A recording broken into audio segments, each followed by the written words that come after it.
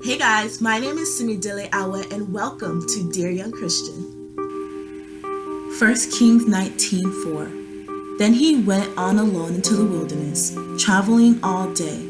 He sat down under a solitary broom tree and prayed that he might die. I have had enough, Lord, he said.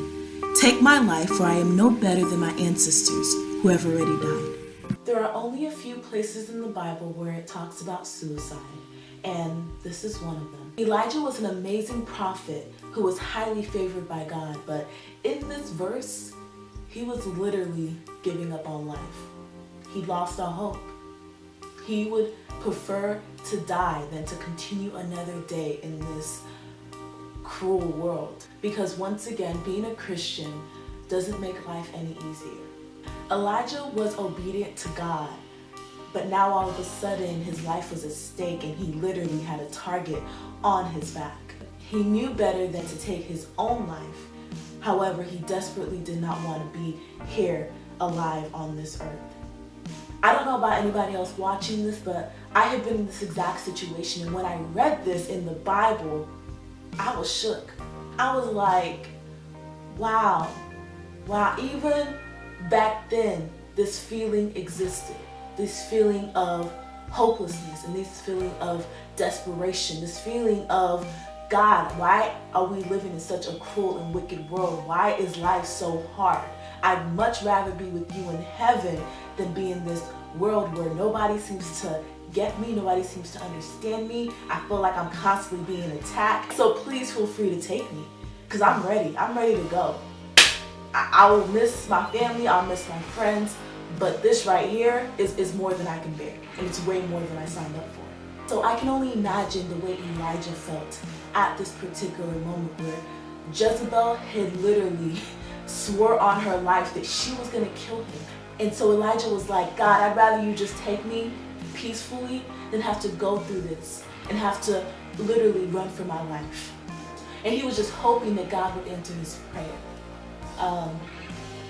But when Elijah woke up, he wasn't dead. Instead of dying, an angel of God showed up to Elijah and he was like, hey, I need you to get up. I need you to eat because the journey ahead is far and it's long and you need strength. And so I know the situation seems crazy, but I'm going to see you through it. But you cannot be depressed and be in your feelings about this right now. God is with you. We're going to get through this, but I need you to eat. We have a long journey. Eat up. It's time to eat up. It's time to gain some strength. And you're stronger than you even know. And after the angel of the Lord came to him the first time, he ate, but he was still in his feelings about it. And so he took a couple bites, nibbled on a couple pieces of bread, and then laid back down. And he's like, nah, God, I'm good. Just take me, just take me, just take me. I'm tired of fighting. I'm tired of trying to do this. I'm tired of running. I just want you to take me. And God was like, absolutely not. I need you to keep eating because you're stronger than you know. And the God in you is greater than Jezebel. And she said she's going to kill you over her dead body. Well, I guess she's just going to have to die because you're going to live and you're going to survive. And this situation seems like it's going to be horrible and that like you're never going to make it through. But you actually got this. I need you to get up. I need you to get up and look up because I am the source of your strength.